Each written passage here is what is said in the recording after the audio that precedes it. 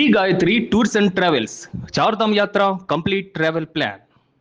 మరికొన్ని గంటల్లో వైభవ్ సూర్యవంశీకి కీలక మ్యాచ్ ఉండనుంది. శ్రీలంక ఏతో ట్రై సిరీస్ ఫైనల్ ఆడనున్నాడు వైభవ్. ముకోడం సిరీస్ లో పెద్దగా రాణించలేదు వైభవ్ ఇప్పటి వరకు. ఆడినటువంటి 4 మ్యాచ్ల్లో కూడా వరుసగా 14, 44, 21, 38 పరుగులు మాత్రమే చేశాడు.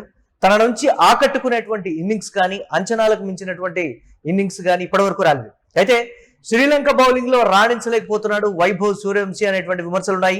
ఫైనల్ మ్యాచ్ లో రాణిస్తేనే వైభవ్ కెరీర్ కు ప్లస్ అవనుంది. ఫైనల్లో ఫెయిల్ అయితే మళ్ళీ దేశవాళీలో గట్టిగా క్రికెట్ ఆడుకోవాల్సిందే. ఫైనల్ మ్యాచ్ లో జట్టులో పలు మార్పులు చేసేటువంటి అవకాశం అంటూ కూడా జోరుగా ప్రచారం అయితే జరుగుతోంది. వైభవ్ ను ఫైనల్లో ఆడిస్తారా లేదా అనేది సస్పెన్స్ గా మారింది. గొడవల కంటే ముందు ఆటపై శ్రద్ధ పెట్టాలంటూ వైభవ్ కు మాజీలు సీనియర్లు సూచిస్తున్నారు. అయితే ఐపీఎల్లో 776 పరుగులు చేశాడు వైభవ్ సూర్యవంశీ. కానీ ఈ ట్రై సిరీస్ లో ఆ ఫామ్ ని కొనసాగించలేకపోతున్నాడనే చెప్పాలి.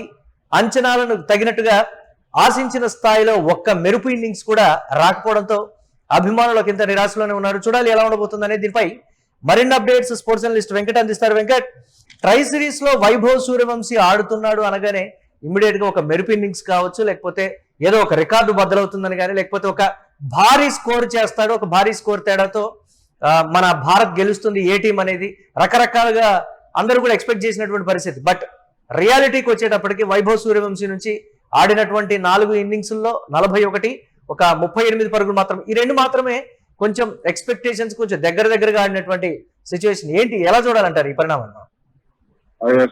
మురళి, అంటే ఇప్పుడు ఐపీఎల్ జరిగే సమయంలో నేను వైభవ్ సూర్యవంశీ స్టాండ్స్ గురించి కానీ, లేదంటే అతను ఆడేటువంటి షార్ట్ సెలక్షన్ గురించి కానీ, లేదంటే అతని యాటిట్యూడ్ గురించి కానీ చెప్తే ఏంటంటే కొంతమంది చాలా వరకు కూడా నా సోషల్ మీడియా ప్రొఫైల్స్ లో కానీ వీటిలో రాస్తే వారలేకపోతున్నాం అనే విధంగా మాట్లాడారు. కానీ ఇటువంటి దూకుడు స్వభావం ఉన్నటువంటి ఆటగాళ్లు రేపు అంతర్జాతీయ క్రికెట్ లో సక్సెస్ అవ్వడం అనేది అంత ఈజీ కాదు అనడానికి ఒక ఉదాహరణగా చెప్తాను. ఎందుకంటే చాలా వరకు కూడా గతంలో రిషబ్ పంత్ లాంటి ఆటగాళ్లు, ఇప్పుడు అతను ఏదో ఫెయిల్ అవుతున్నాడు కానీ అంతర్జాతీయ క్రికెట్ లో ప్రూవ్ చేసుకున్నటువంటి ఆటగాళ్ళు అంటే డెడికేషన్ కానీ, లేదంటే వాళ్ళ మీద వాళ్ళకు కాన్ఫిడెన్స్ కానీ, లేదంటే యాటిట్యూడ్ లో మార్పులు కానీ ఇవన్నీ కూడా చేసుకోవాల్సి ఉంటుంది.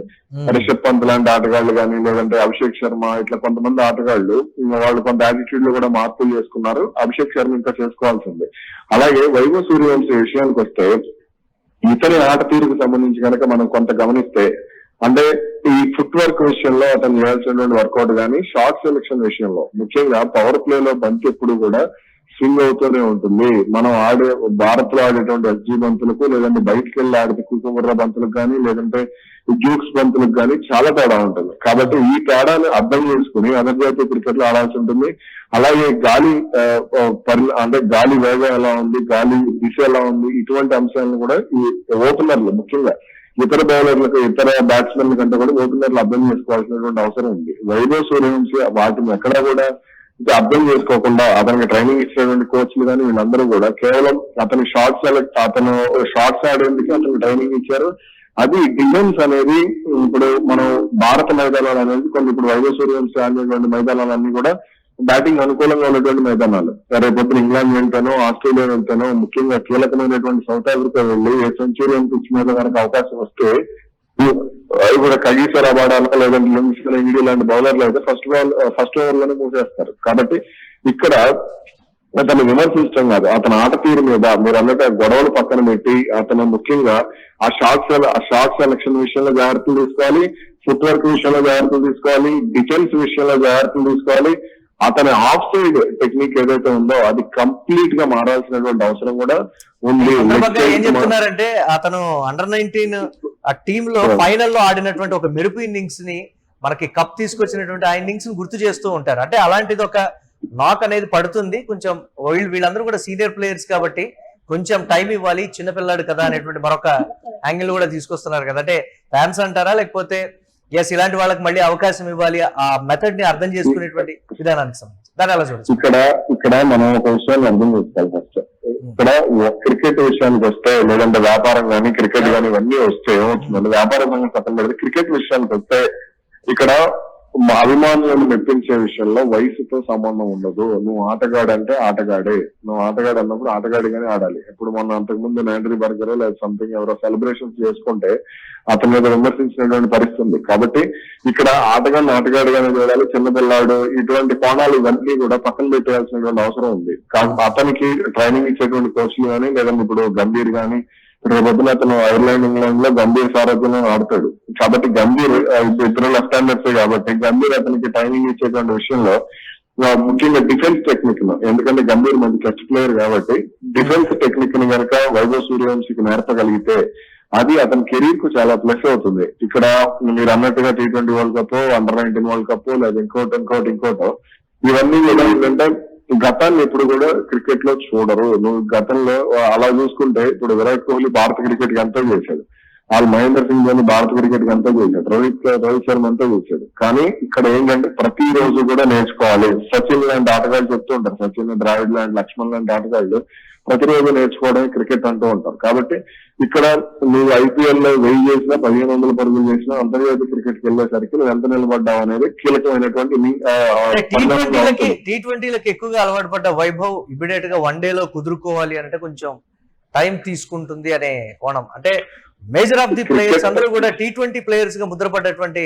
పరిస్థితి ఉంది కదా. వాళ్ళందరూ కూడా ఇమీడియట్ గా వన్ డేలు కానీ లేకపోతే టెస్ట్లు ఆడాలన్నా కానీ ఆ పేషెన్సీ లెవెల్స్ కానీ ఆ ప్రెషర్ తీసుకోవడం కానీ అది చాలా కొంచెం ఇబ్బందిగా ఉంటుందని. ఎప్పుడైనా సరే క్రికెటర్ అనేవాడు లాంగ్ ఫార్మాట్ కి ఆడగలిగితేనే బాగుంటుంది. లాంగ్ ఫార్మాట్ విషయంలోనే ఆటగాళ్ళు కూడా దృష్టి పెట్టాలి. వాళ్ళ ఫిట్నెస్ లెవెల్స్ కూడా లాంగ్ ఫార్మాట్ ఉన్నట్టే ఉండాలి.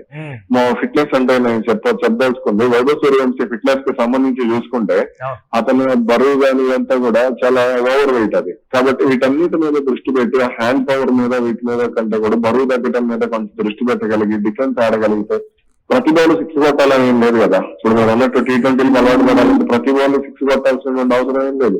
ప్రతి బాల్ 6 కొట్టగలిగే క్యాపబిలిటీ ఉన్నటువంటి ప్లేయర్స్ భారత క్రికెట్ లో చాలా మంది ఉన్నారు. కాకపోతే ఇక్కడ ప్రతి బాల్ 6 కొట్టడం కాదు, ఓపెనర్ అనేవాడు నిలబడగలిగితే, ఓపెనర్ ఇప్పుడు మనం చూసుకుంటే రోహిత్ శర్మ కానీ సెహ్వాగ్ టైంలో కూడా సెహ్వాగ్ కూడా కొంత మరీ అగ్రెసివ్ ప్లేయర్ కాదు, అలానే మరీ స్లో ప్లేయర్ కాదు కదా, అతన్ని డాషింగ్ బ్యాట్స్మెన్ అంటూ ఉంటారు. కాబట్టి యువరాజ్ సింగ్ ఆట ఎలా ఉంటుంది, వీళ్ళు ప్రతి వాళ్ళు 6 కొట్టగలిగే క్యాపబిలిటీ ఉన్నటువంటి ప్లేయర్స్ కాకపోతే సిచ్యువేషన్ తగ్గట్టు ఆడుతూ ఉంటారు. అప్పుడు అలా సిచ్యువేషన్ తగ్గట్టు ఆడగలిగితే ఇప్పుడు డారెన్ బ్రావో అని ఒక వెస్టిండీస్ లారా మాన్యుల్ అతను ఉంటాడు, ఇప్పుడు డారెన్ బ్రావో వీళ్ళిద్దరిలో. కాబట్టి ఇక్కడ వాళ్ళు కూడా అంతర్జాతీయ క్రికెట్ లో అంత మంచి పేరు ఉన్నటువంటి వాళ్ళు కూడా సిచ్యువేషన్ తగ్గట్టు ఆడగలగాలి. ఇప్పుడు నువ్వు T20 అంటే ఇప్పుడు ఒకే ఫార్మాట్ ఉండదు కదా క్రికెటర్ కి. రేపు పొద్దున్న టెస్ట్లు ఆడాలి, వన్డేలు ఆడాలి, రేపు ఇంకేదైనా ఫార్మాట్ వస్తే ఆ ఫార్మాట్ ఆడాలి. కాబట్టి ఇక్కడ దాన్ని అర్థం చేసుకుని ఆడగలిగితే వైభవ్ సూర్యవంశీ కెరీర్ బాగుంటుంది.